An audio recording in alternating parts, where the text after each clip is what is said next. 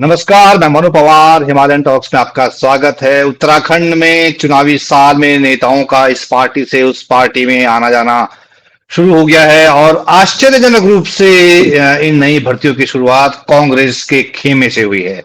वरना तो ऐसा नैरेटिव सेट करने में बीजेपी अक्सर आगे रहती है, लेकिन इस बार कांग्रेस ने बाजी मार ली और 6 नेताओं को जिनका बीजेपी से ताल्लुक रहा है एक दौर में, उनको पार्टी में शामिल कर लिया। इसका क्या मतलब है चुनावी साल में? क्या कांग्रेस को इन नई भर्तियों से खुश होना चाहिए? क्या उसे कोई मुगालता पालना चाहिए? इस पर बात करने के लिए मेरे साथ वरिष्ठ पत्रकार और पॉलिटिकल कमेंटेटर देहरादून से जुड़ गए हैं गजेंद्र रावत। गजेंद्र भाई, बहुत स्वागत, बहुत धन्यवाद, समय निकाला आपने, बहुत शुक्रिया। नमस्कार। दिल्ली में आज बड़ी गहमा गहमी थी। जो 6 नेता जो शामिल हुए हैं बीजेपी कांग्रेस में, पहले उनके बारे में बता दूं।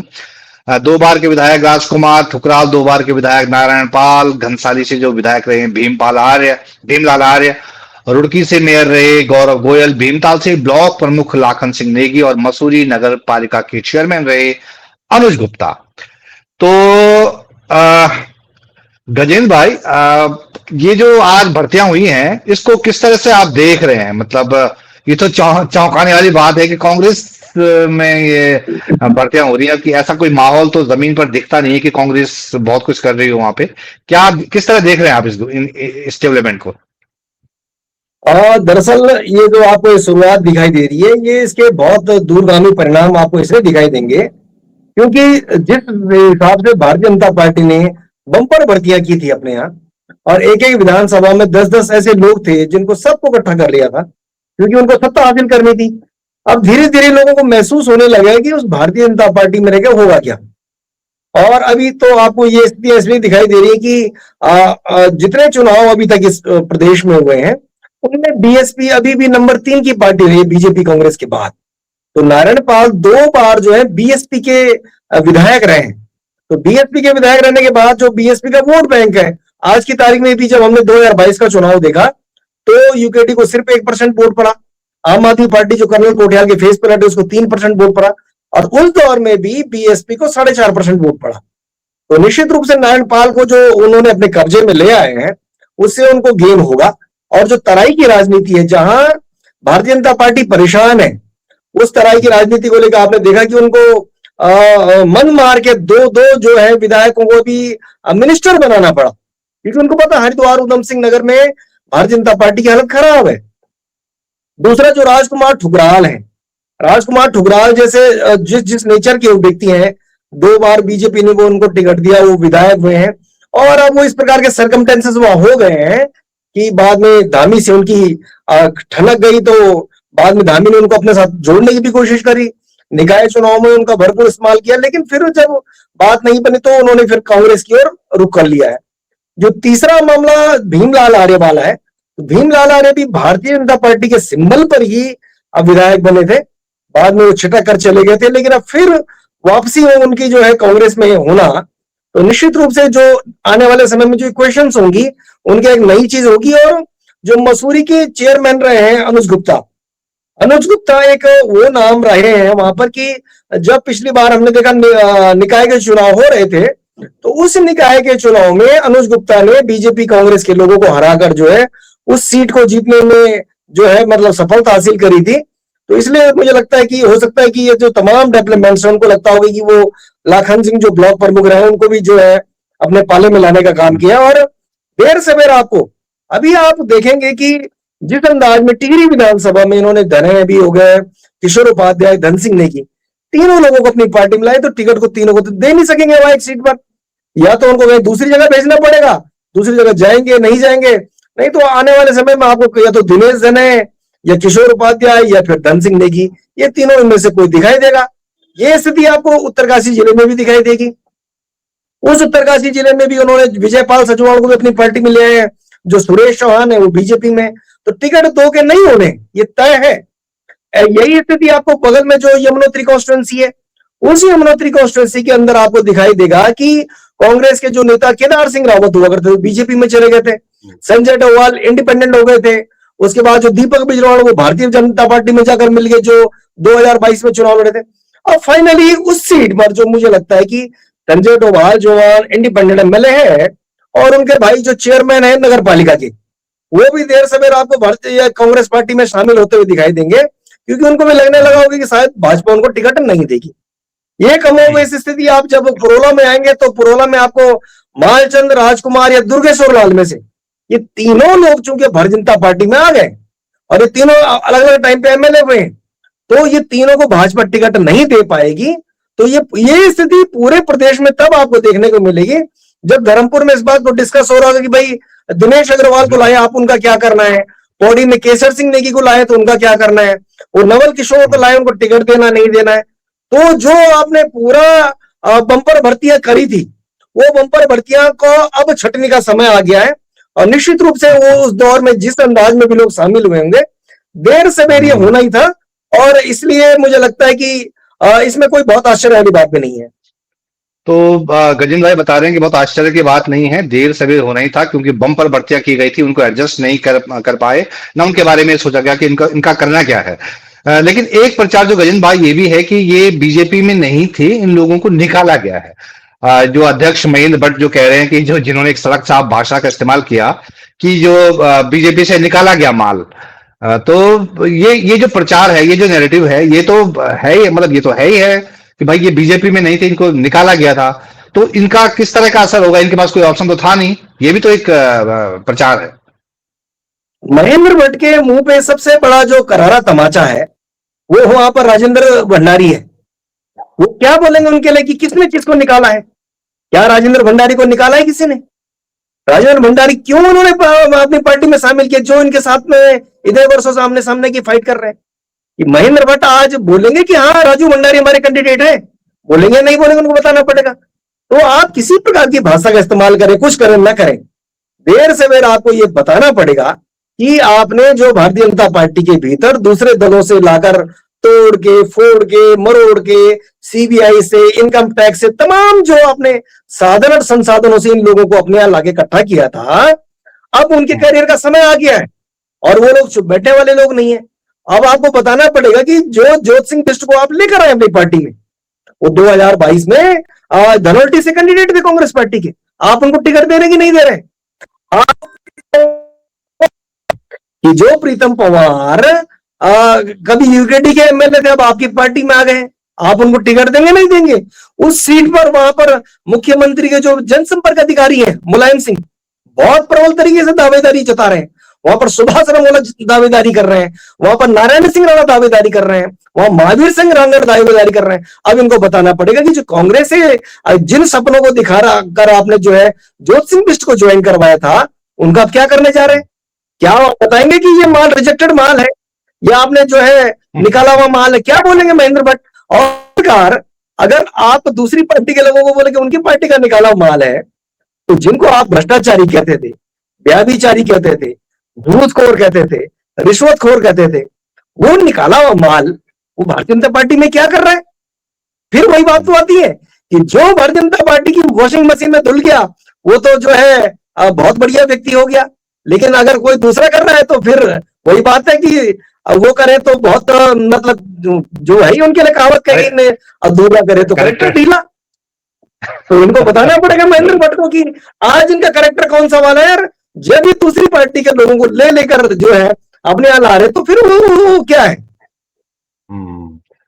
तो महेंद्र भट्ट को बताना पड़ेगा कि जिनके लिए वो कह रहे हैं कि निकाला हुआ माल, जो बाकी चीजें, बाकी जो लोग हैं उनका क्या वो करेंगे।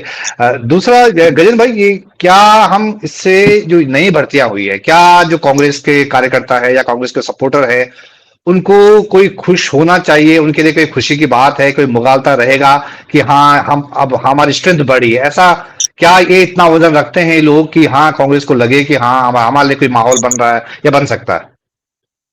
हाँ, मेरा मानना है कि जो चुनाव की जो राजनीति है, वो चुनाव की राजनीति जो सिर्फ फील्ड में उतर के ही साबित हुई है। और चूंकि ये लोग कई अलग अलग प्लेटफॉर्म में, मतलब 3 लोग तो ऐसे जो एमएलए रह चुके हैं, 2 एक ब्लॉक प्रमुख और एक जो नगर पालिका की चेयरमैन है, तो निश्चित रूप से ये चुनाव की राजनीति को, वहां की रणनीति को उस प्रकार के फेस है। तो इन लोगों को तो इसलिए कांग्रेस को प्लस मान सकते हैं आपकी कांग्रेस उस दिन से हतोत्साहित थी जब लंबे समय से लगातार एक के बाद एक जो है लोग जो है कांग्रेस छोड़कर भाजपा में शामिल हो रहे थे। और मुझे अच्छी तरह याद है उस समय जो उनके अध्यक्ष हुआ करते थे करण महाराज, वो कहते थे जिसे कल जाना वो आज चला जाए। तो एक पार्टी के अध्यक्ष के इस प्रकार के बयान आने के बाद अब अगर गणेश गोदियाल इस प्रकार की कहीं नई स्ट्रेटेजी में काम कर रहे हैं, तो हो सकता है कि वो उस बात को संभालने की कोशिश कर रहे हो कि भाई आपको जब अगर इस फील्ड में जीवित रहना है तो बिना नेताओं के आपका काम चलेगा नहीं, बिना कार्यकर्ताओं के चलेगा नहीं। और अगर आपकी पार्टी के बाद एक लगातार लोग इस प्रकार छोड़ के चले जाएंगे तो निश्चित रूप से आपको उन कद्दावर लोगों को तो लाना ही पड़ेगा जो पब्लिक जिनको जानती है, जो चेहरे हैं, जो चुनावी जो राजनीति को जानते हैं, समझते हैं, जो चुनाव लड़े हैं, जो चुनाव जीते हैं, जो कई बार लड़े हैं और जीते भी हारे भी, जो तमाम चीजें उनके साथ रही होगी। तो निश्चित रूप से जब भी आप चुनाव मैदान में जाते हैं तो आपके पास इस प्रकार के लोगों की आवश्यकता होती है। और जो हम पहले भी कई बार बोलते हैं कि भाई जब आप 2027 के मैदान में जाएंगे तो जो 70 चेहरे आपके पास अगर नहीं होंगे, आप अगर फ्रंट फुट पे उस दिन में नहीं खेल रहे होंगे तो निश्चित रूप से आप पहले दिन ही लड़ाई नहीं जीत सकते। और वो भी तब जब आप भारतीय जनता पार्टी जैसी बेहद ताकतवर, बहुत पैसे वाली पार्टी जिनके पास सारे साधन संसाधन है, जो जीती हुई सरकार को गिराने के लिए भी अब बहुत फ्रंट फुट पे दिखाई दे रहे हैं। ये भी कोई गारंटी नहीं कि अगर कोई दूसरी पार्टी जीत गया तो वो अपने यहां शामिल नहीं करेंगे। वो राजू भंडारी जैसे लोगों को आपने बहुत रिसेंट देखा है कि भाई वो जीत कर आए, उसके बाद उनको ले गए पकड़कर। हमने टीपीएस रावत जैसे लोगों को भी देखा कि जब वो उस दौर में उन्होंने खरीद लिया था। हमने किरण मंडल जैसे लोगों को भी देखा, तमाम जो ऐसे एग्जाम्पल थे स्टेट में भी इस तरह है।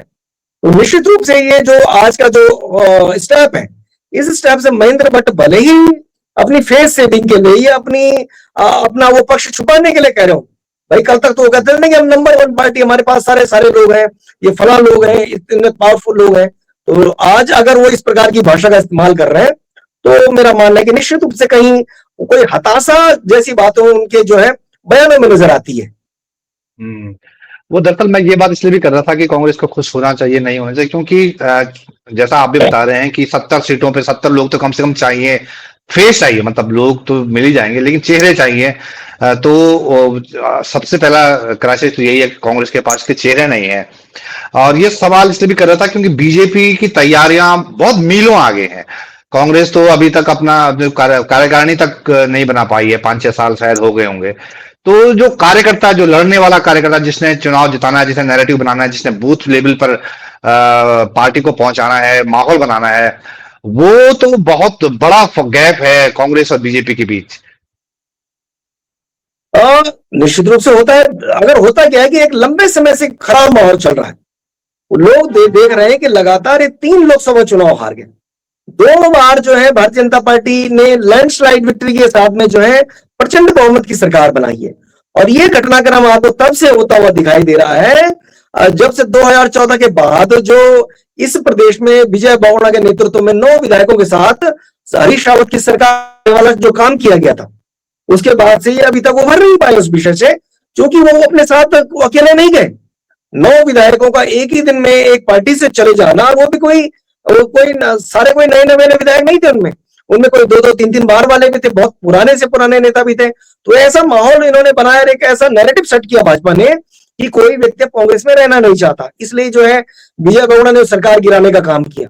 तो अगर आप ऐसे पलों में, ऐसे क्षणों में कि जब आप लगातार हार रहे हो प्रदेश में, जो है थोड़ा सा आपको 2024 का लोकसभा चुनाव है, उस लोकसभा चुनाव के दौरान एक जरूर एक चेंज ये देखने को मिला कि जब अब की बार 400 पार का नारा दिया गया, वो नारा पूरी तरह असफल हुआ और प्रचंड बहुमत की जो सरकार थी उससे पहले 2019 वाली, वो मेजोरिटी लायक भी जो है नंबर्स नहीं ला पाई, वो 240 पे बंडल आउट हो गए। तो वो उस दिन से भाजपा भी घबराई हुई है। उसके बाद उनको, आपको मालूम है कि जब इस प्रकार से एक नया विषय वो लेकर आए कि भाई हम महिला आरक्षण लागू करना चाहते हैं, महिला आरक्षण लागू, अभी तक आप ये भी देख रहे हैं कि जनगणना नहीं हो पाई है, परिसीमन के इश्यूज है, तमाम बातें। लेकिन वो चूंकि उनका मतलब ये बात आ गई है कि भाई अब मोदी का जो टॉप जो मतलब स्वर्णिम काल था वो जा चुका है, वो शुरू के 2 टेन्योर में लोगों ने देख लिया, और जब तीसरी बार वो परीक्षा देने गए तो उसमें असफल रहे। वो तो किसी प्रकार जोड़ जंत करके ऐसी सरकार चल रही है जो बैसाखियों के सहारे है। चंद्रबाबू से लेकर नीतीश कुमार, ऐसे तमाम लोगों के बैसाखी के सहारे जो है केंद्र में सरकार चल रही है, वो अच्छी तरह जानते हैं। इसीलिए हो सकता है कि महेंद्र भट्ट का जो आज इस प्रकार का बयान है, उनको लगता है कि भाई अगर ऐसी बात बोलेंगे तो हो सकता है कि जो और लोग जाने वाले हैं, मैंने कहा ना कि अभी ये शुरुआत भर है, अब स्टेप वाइज मुझे लगता है कि जो जिस प्रकार से एक एक विधानसभा के भीतर भारतीय जनता पार्टी ने 10 नेता खड़े कर दिए, दूसरे दलों से, तीसरे चौथे दलों से ला कर भर्ती की है, तो निश्चित रूप से ये आने वाले समय में जो आज आपने 6 लोगों की भर्ती के रूप में देखा, मुझे लगता है कि ये और तेज होंगी।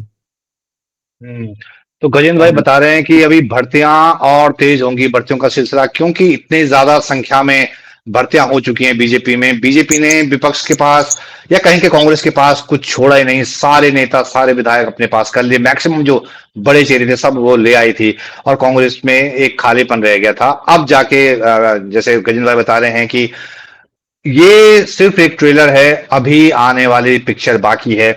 गजेंद्र भाई, एक सवाल ये है कि आज तो जो दिल्ली के मंच पे दिख रहे थे, सारे नेता दिख रहे थे, कांग्रेस के जो स्टेट लीडरशिप है, सारे नेता मौजूद थे और सबको मौका मिला बोलने का थोड़ा थोड़ा। तो ये जो ऑपरेशन हुआ है, 6 पूर्व एक्स बीजेपी नेताओं को लाया गया है, इसको इसका क्रेडिट किसे देंगे? क्या ये कोई गेम प्लान को कोई एक नेता इसके पीछे रहा होगा, या कोई बड़ा, या कुछ बहुत बड़ा कोई ऑपरेशन था, या कुछ हो गया बस ऐसे? क्या इस किस तरह देख रहे हैं इससे? मेरा मानना है चूंकि लीडरशिप इस समय उन्होंने गणेश गोदियाल के हाथ में दी है, उन्हीं को अध्यक्ष बनाया है, तो हो सकता है कि उन्होंने इसमें वर्कआउट किया होगा। और निश्चित इस प्रकार से और लोग भी मंचों पे थे, यशपाल आर्य से लेके करण मारा और प्रीतम सिंह, मतलब जो जितने भी टॉप लीडरशिप, हरीश रावत को छोड़ के वहां सभी लोग मौजूद थे। तो अगर वो वाली बात करें तो हो सकता है कि गणेश गोदियाल ने ही इन सब लोगों को भरोसे में लेकर ये तमाम जो चेहरों को लाने की कोशिश करी होगी। इस घटनाक्रम में एक जो बात रह जाती है वो ये कि हरीश रावत वहां नहीं थे, और हरीश रावत ने कल कहा कि भाई मैं 15 दिन तक साइलेंट मोड में जा रहा हूं। तो हरीश रावत के साइलेंट मोड में जाने का ये पहला एग्जाम्पल भी नहीं है। और हरीश रावत को लेकर कांग्रेस के पार्टी के भीतर अब बहुत सारी बातें होने लगी है। लोग कह रहे हैं कि ये ऐन वक्त पर जो है पार्टी को गच्चा दे देते हैं, कई बार जो है धामी की तारीफ कर दी, कुछ भी काम कर दिया।